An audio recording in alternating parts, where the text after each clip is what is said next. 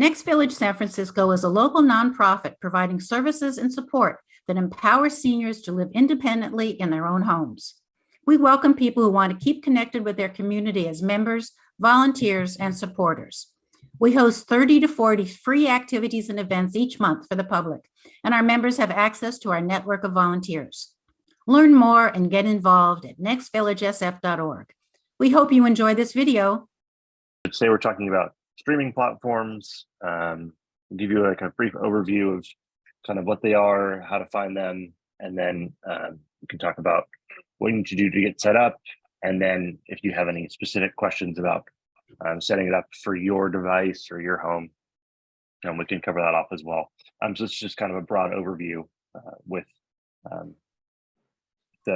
some questions at the end. Cool. So what is it? Well, streaming is playing multimedia content on demand without needing to download or obtain the content beforehand. So versus going to a store and purchasing a hard copy of a disc, or in the long days of Blockbuster going and renting like a physical copy of something, you can stream it right to your device in real time. And it can be any form of media, right? So it's podcasts or movies, TV shows, audiobooks, even, or music.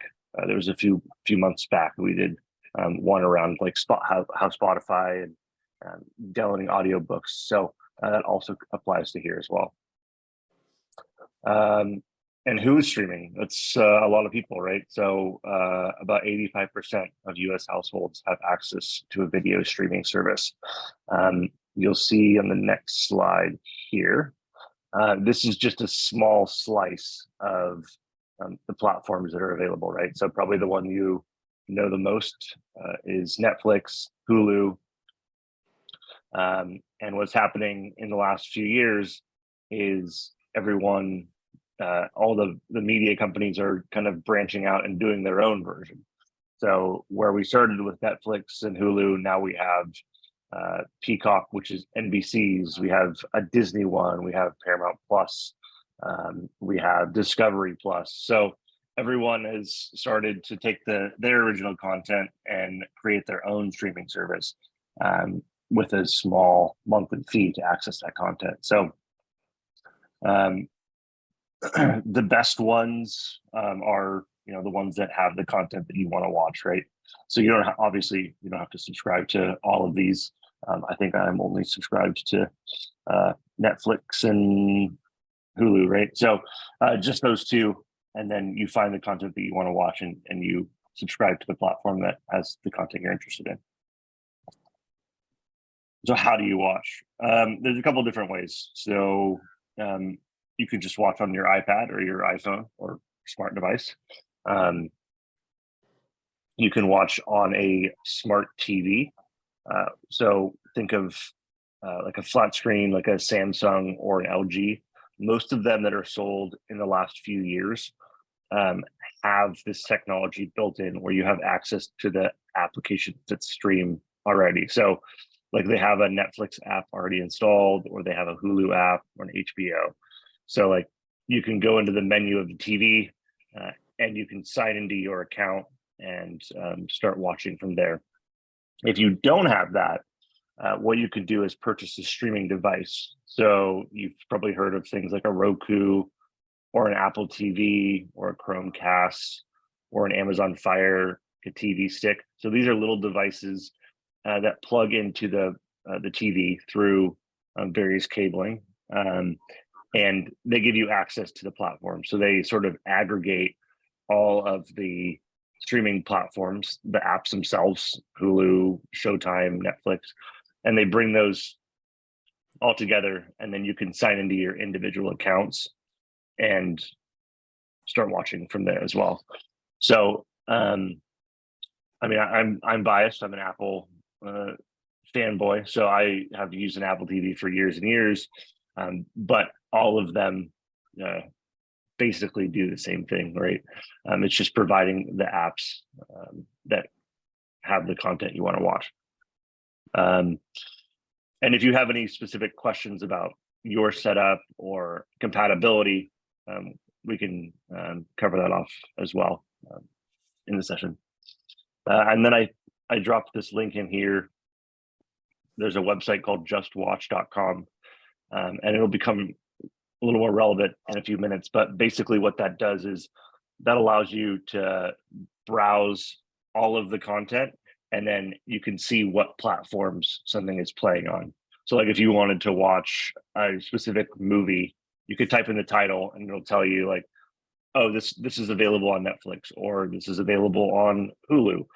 And it shows you where you can find the content. So that can be helpful, and I'll put that in the chat here as well. And what else do you need? So you don't really need a lot, right?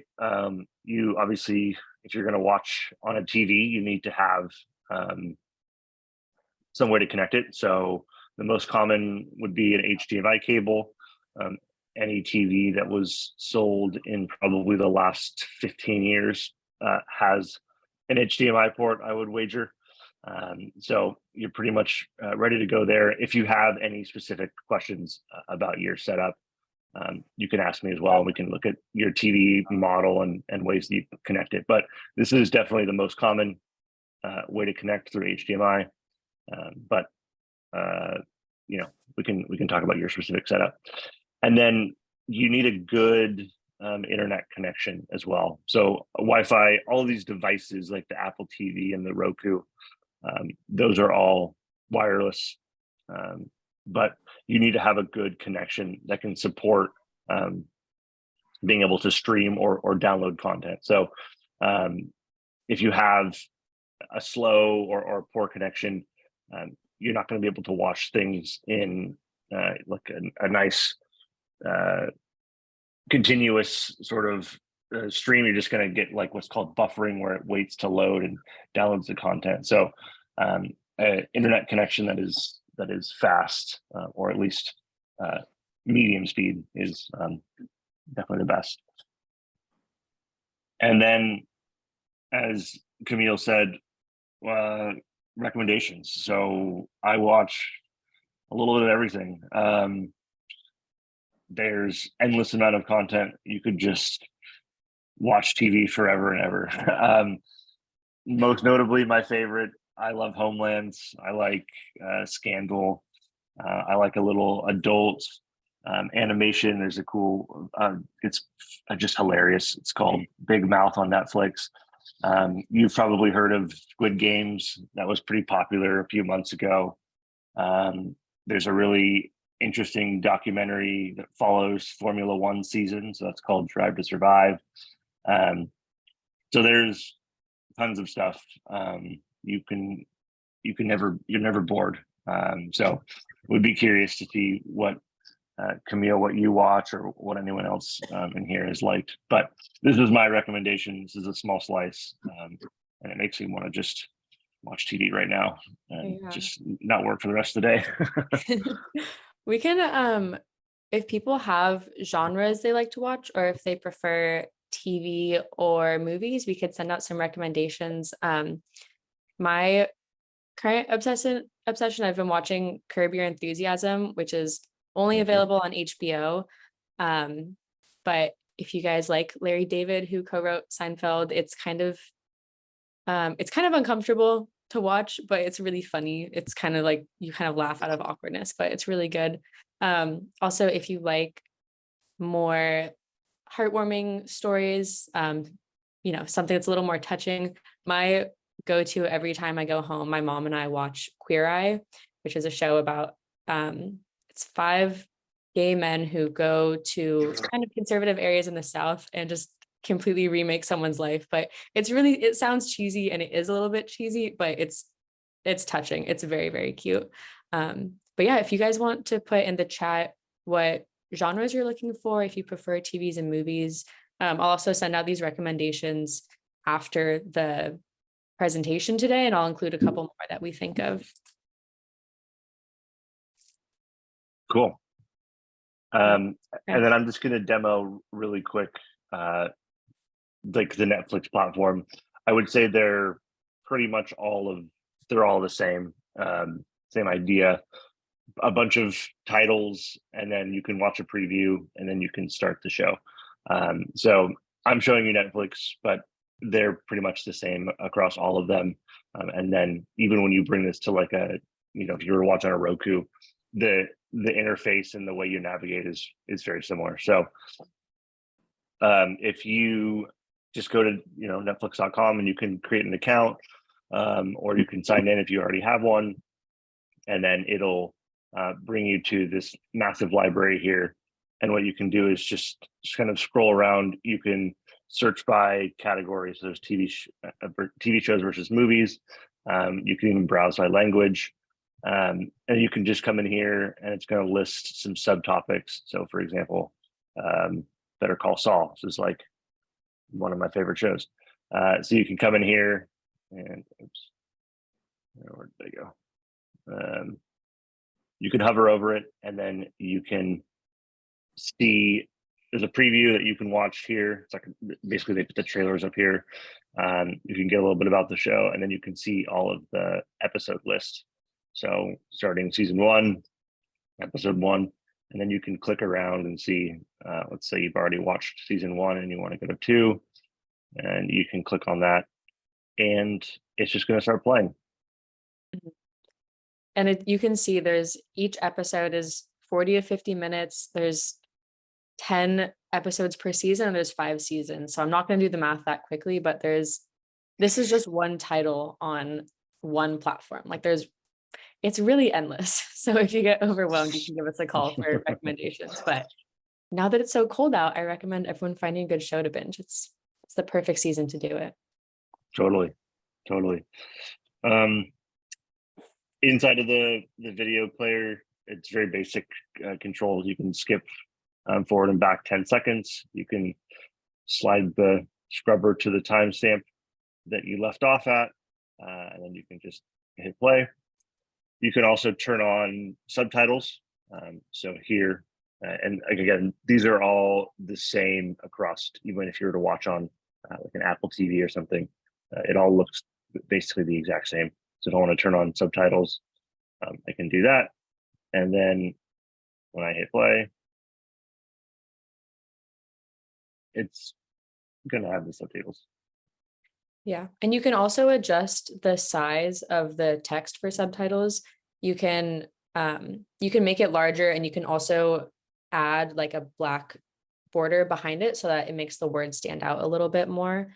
Ooh, I didn't know that. It's an option under settings. I just did it for the movie matinee and I can't remember off the top of my head, but I'll include a video on how to do that in the follow-up email. Interesting. Good to know. Then you click out and you dive into another show. So very easy to navigate. As you start to watch things, it will provide you with some recommendations based off of the things that you've watched. So it'll kind of give you like a customized playlist once it knows what you like to watch. And then it'll start displaying things for you to discover. So Ozark, another great one out of Netflix. It's about some people that launder money for the cartel. And then you can hop in here and you can see more like this title. Mindhunter is another great one. You can see all of. So a lot of times, I can, like on my Apple TV, and this is the same across like a Roku or something like that. They have their own app that you can download. So I know like CNN has the app that they stream. So it's just instead of, it's like another app. So you have Netflix, and then if you wanted to go over to the CNN app, you just go back to the home screen and then you go over to CNN. I know like CBS has their own app as well. And so they have some options where you can watch it like free content or like a subscription for things. Yeah, I have like ABC that I can see on my phone, but can you see it on your TV? Can you, I want to see it on my TV. Yeah. I know all of the big news providers have their own app that you can download and stream that way. I can see that I have the all of the news apps and then I can go in there and like I watch CBS Sunday morning sometimes with my coffee. They have that on there as well. So all of the main programming, they have their own app that you Okay. can just access. Yeah. I'll try adding it to my TV, see if I'm successful. Yeah. Give it a try. And if you have any questions, just let us know. I don't know, Harrison, sorry, I took a call early on, but did you talk about watching TV through YouTube or watching shows through YouTube? I didn't. It's not something I'm totally familiar with. Like, are you talking about YouTube TV? There's YouTube TV. Yeah. And then there's a lot of times there's just, I mean, if you just go to which YouTube TV, which you can pay for, or if you just go to YouTube, they often have, and just in their search bar, put whatever show you're interested in, especially the older shows. And a lot of times they come up, they like Carol Burnett and whatnot. Those are all available to watch. They might have some commercials in them, but you can watch opera, you can watch, I mean, there's just a million things that you can watch, a lot of clips on YouTube, which is also kind of fun that people are putting up. So a lot of 6, 7, 20-minute clips. So YouTube, youtube.com is another way to go. Interesting. I haven't checked that out. Every night before I get to bed, I go to YouTube and I bookmark these guys, but I watch the monologue from Jimmy Kimmel, Stephen Colbert, Seth Meyers, and Jimmy Fallon. And the more you click on those shows, the more YouTube knows that's what you're interested in. And it will often just bring it right up for you and allow you to watch things there. So same with like the monologue for Saturday Night Live, the cold open, or any of those kinds of things. Don't be afraid to just put words in that are, related to shows you're interested in, see what pops up, or music again, or the opera or ballet. There's a million things on YouTube. Mm-hmm. Yeah, Worth my exploring. family's a big fan of I think it's on Jimmy Fallon, but it's the celebrities reading mean tweets. Oh yeah. That's always a About good them. thing. Yeah. About them. Yeah. But if anybody does want some help downloading apps or setting up accounts, the one thing to know is that these platforms just are all raising their prices. And they do it, and they raise them a lot. Like Hulu just about doubled, unless you want to take their commercials. Yeah. Everyone got off of cable, so they wouldn't have to pay for expensive cable. And now the streaming's getting more expensive. Mm-hmm. Yeah. And nobody enjoys fighting with Comcast, No. even those of us that do a lot with technology. I don't have what I want on my Comcast, and I finally gave up. I drove there 3 times, got set up the box, blah, blah, and then finally just gave up because it's so frustrating. So if you can get a volunteer to come over and help you, I would say take advantage of your membership in Next Village and use that benefit. Thank you for viewing this Next Village video recording. We hope you enjoyed it. Please help us spread the word and tell friends and neighbors about Next Village events and services for seniors and adults with disabilities in San Francisco. Visit our website to learn more about our vibrant, growing network, as well as to view our calendar of upcoming Zoom and in-person events and activities in San Francisco. Our website is nextvillagesf.org. Contact us to join our email list to learn about events and resources for seniors in San Francisco. And subscribe to the Next Village YouTube channel by clicking the button below.